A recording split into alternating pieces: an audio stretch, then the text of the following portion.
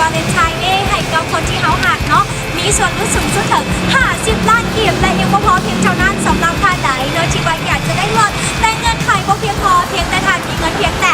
10% ของมูลค่าลดท่านก็เป็นเจ้าของรถได้แล้วและน้องนี่ยังผ่อนยาวถึง7 ปีเต็มอุ้ยผ่อนยาวสุดยอดกันเลยและน้องนี่ผ่อนยังใจดีเพราะว่าท่านยังสามารถลุ้นทับส่วนลุ้นหลายกว่า6 ล้านกีบอุ้ยอันนี้เป็นสุดยอดดีเนาะถือว่า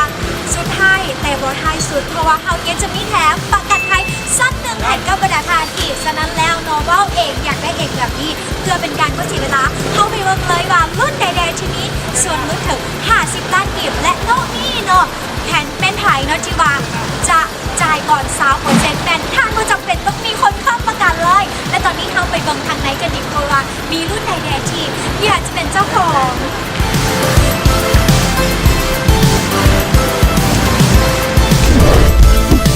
สำหรับรถเกียร์คาเล่นและเกียร์โซ่หับส่วนลดสูงสุดถึง50 ล้านกีบจ่ายแต่ละเดือนเพียงแต่ 3.2 ล้านถึง 3.3 ล้านกีบเท่านั้นสำหรับเกียร์ลีโอ4 ประตูลดสูงสุด30 ล้านกีบจ่ายแต่ละเดือนเพียงแต่2 ล้านกว่ากีบถ้าคิดไล่เป็นมือถึงอยู่มือละ 70,000 กีบเท่านั้นคุ้มสุดคุ้มไปเลย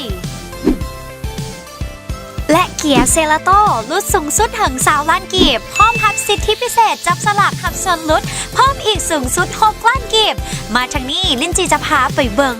รถที่หาก็เปิดตัวใหม่ในเดือนธันวาคม 2017 นี่นั่นก็คือรุ่นเกียร์โซเลนโต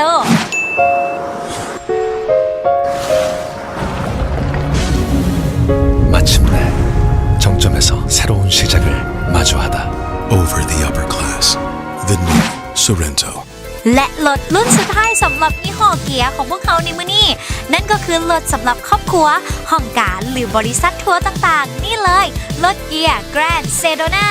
ซึ่งมื้อนี้หักส่วนลด10 ล้านกีบจ่ายก่อนต่ำๆเพียงแต่ 10% แถมฟรีประกันภัยสั้นหนึ่ง